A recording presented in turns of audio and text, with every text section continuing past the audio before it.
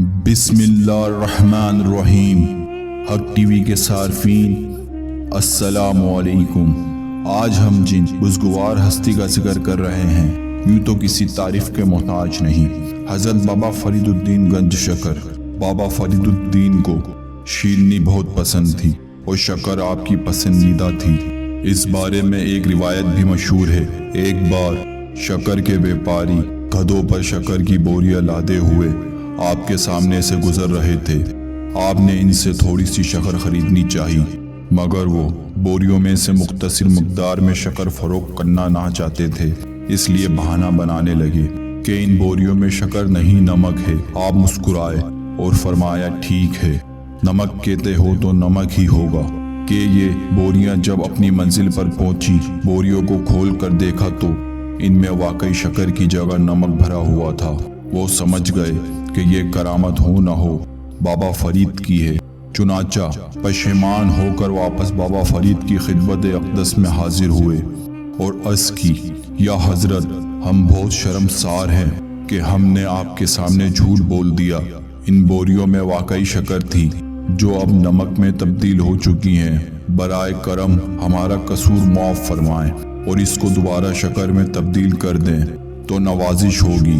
بابا فرید نے ان کی غلطی کو درگزر فرمایا اور ان کے لیے دعا کی، جس کے نتیجے میں نمک دوبارہ شکر میں تبدیل ہو گئی۔ آپ کو گنج شکر کے الفاظ سے بھی پکارا جاتا ہے۔ اس کی وجہ یہ بیان کی جاتی ہے کہ آپ کو بچپن ہی سے شیرنی سے بہت رغبت تھی۔ جب آپ نماز پڑھنے میں مصروف ہوتے تو آپ کی والدہ کم سن فرزند کے لیے مصری کی ڈیلیاں نکال کر جائے نماز کے نیچے رکھ لیا کرتی، جہاں سے ننھا فرید الدین مصری نکال کر کھا لیا کرتا۔ کئی بار ایسا ہوا کہ والدہ مصری رکھنا بھول گئیں، مگر آپ جب جائے نماز کا کونا اٹھاتے تو اس کے نیچے سے مصری کی ڈیلیاں دستیاب ہو جاتی۔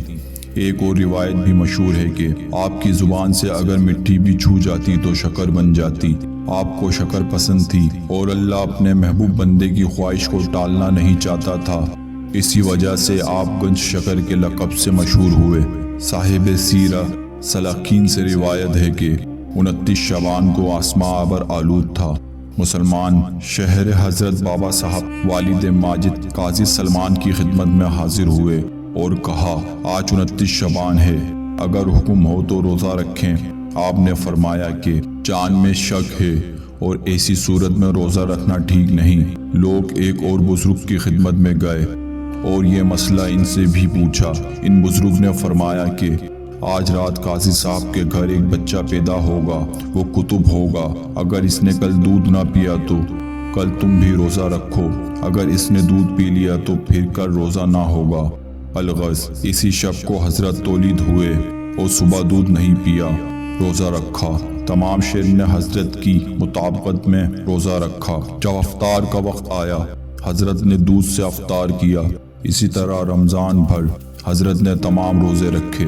سیرت العارفین میں لکھا ہے کہ ایک مرتبہ کسی سبب سے حضرت زمین پر گر پڑے، قدرے مٹی منہ کے پاس پہنچی تو شکر ہو گئی۔ اسی روز سے حضرت گنج شکر ہوئے اور آپ اسی روز سے حضرت گنج